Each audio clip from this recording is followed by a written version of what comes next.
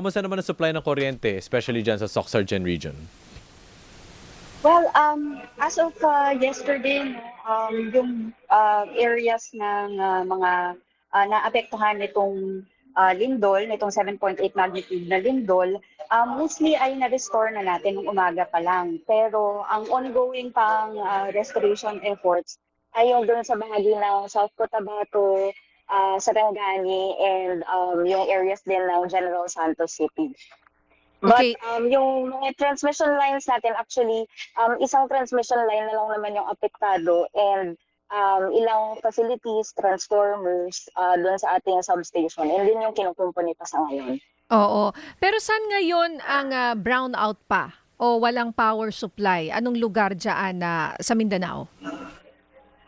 Yun pong areas ng South Cotabato, Sarangani, and Gensan. Yan na lang po yung hindi pa nare-restore yung mga bahagi ng mga lugar na yan. Opo. And what is the reason of the current po na blackout or brownout?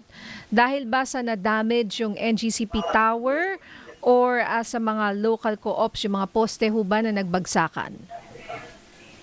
Sa bahagi ng NGCP kasi, isang transmission line lang naman yung ongoing pa na ginagawa right now. Meron tayong ibang lugar na tinatry na natin i-energize pero hindi pa kasi ready tumanggap yung co-op. Ibig sabihin hindi pa may problema pa maaari yung distribution lines ng mga electric cooperatives in the area. So kahit ready na yung NGCP, if meron pang problema, hindi pa okay yung mga linya ng mga kooperatiba papunta sa mga consumers, hindi pa makapagbaba talaga ng kuryente sa mga bahay-bahay. So Oh. siguro, Trish, ang common na tanong ay makakapagbigay na ba kayo ng timeline na kung kailan kaya marirestore ang kuryente sa mga affected areas? Well, right now, wala pa tayong maibigay na restoration timeline. Actually, hanggang kagabi, maski late night, nagtatrabaho pa rin yung ating mga personnel. But tuloy-tuloy siya hanggang ngayon dahil sinusubukan talaga natin lahat ng makakaya natin para maibalik yung kuryente sa lalong madaling panahon. Oo. So ngayon, blackout dyan kung saan mismo nagkaroon ng mga pagguho. Kung saan nangyari yung lindol. Trish, Jensen, you said, Sarangani, brownout sila dyan. May areas ng Sarangani and South Cotabato na meron na tayong transmission services. Meaning, kaya na nating magpadaloy ng kuryente. Pero again, if wala pang nakakarating na kuryente doon sa mismong mga distribution lines, dahil baka may mga sira pa yung mga poste nila, may mga bumagsak, etc. Yun yung reason kung bakit hindi Wala pa pa siguro rin. nakakarating yung kuryente sa kanila.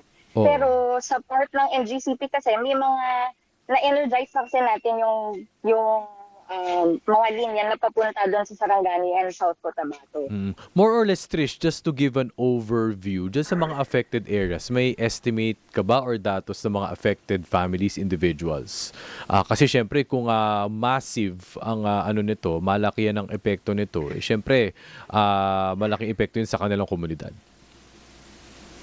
Right now, wala akong datos niyan. I think mas ang National Electrification Administration or NEA yung mas makakasagot since sila yung mas may coverage doon sa mga cooperatives in the area.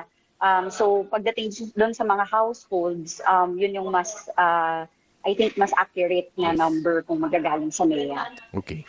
Oo, so ang hirap nung sitwasyon natin ngayon dyan, Trish, kasi kahit nasabi mo na power up nyo na yung NGCP transmission line, sabi mo, pero yung Yes. mga Distribution. cooperatives, yung distribution ang may problema. So hanggang ngayon ay wala po silang kuryente dyan kung kailan mo kailangan, Oo, tsaka marami, no? Trish, kung di ako nagkakamali, especially sa regional area, hindi naman, kumbaga, pa-isa-isa lang din ng, ang kumpanya, di ba? Yung mga distributor ng kuryente. Oo. So, yung mga Yes, iba din oo. siguro, nagro-rotational din yan na power supply, di ba, Trish? Yes, oo. Depende rin kasi talaga doon sa co-op kung ano yung lagay nila. while okay yung ibang mga facilities natin na kayang magserbisyo sa kanila, pero kung ongoing pa rin yung pagkumpuni nila ng mga bumagsak na poste, mga nasirang mga linya, yan kasi yung malaking factor din kung paano makakababa yung kuryente sa mga bahay. Oo, pero ang isang maganda pang tanong, papaano kayo nagbibigay ng, for example, kuryente or emergency, Papaano Yes. yung mga sitwasyon na, for example, yung mga ospital, nabibigyan nyo ba sila ng kahit man lang kuryente sa mga critical areas na ito, ay mga command center, mga opisina, Police importante, stations. lalo na dyan po sa Jensan tsaka Sarangani? Actually, yun yung ano natin, no? Yun yung gusto nating i-clarify kasi wala kasi talagang customer connected ng mga consumers ang NGCP. Ang nakakonect kasi sa atin is yung mga co-op. So, nasa co-op kasi talaga yung pag-prioritize nila ng mga linya kung ano yung nakakonect sa mga critical areas, critical facilities, like yan, yung mga hospitals, government institutions. So actually very critical na maayos talaga yung mga co-op lines dahil sila talaga yung nakakonect sa mga customers. Ayan. May tinatayang halaga po ba kung magkano ang pinsala sa inyong infrastructure, yung pasilidad ng kuryente from NGCP? Right now, wala pa kaming halaga, no, kung magkano yung danyos, kung meron man doon sa ating facilities. I think medyo minimal naman yung sa NGCP. Wala naman tayong nabalita ng mga bumagsak na mga tore sa bahagi ng mga transmission lines. Meron lang tayong mga ilang minor defects, no, doon sa ating mga transformers, pero other than that wala naman tayong major na damage sa mga transmission lines. Oh, and going back doon sa iyong report na wala ba talaga tayong magawa para ma-restore yung power diyan po sa critical areas like sa General Santos and Sarangani, katulad po noon yung naibalik nyo agad yung power within hours doon sa nangyari noon sa Davao at Maguindanao. Ngayon, bakit po ganito? Sino ba ang pwede nating siguro kalampagin para naman na maibalik na yung kuryente dyan?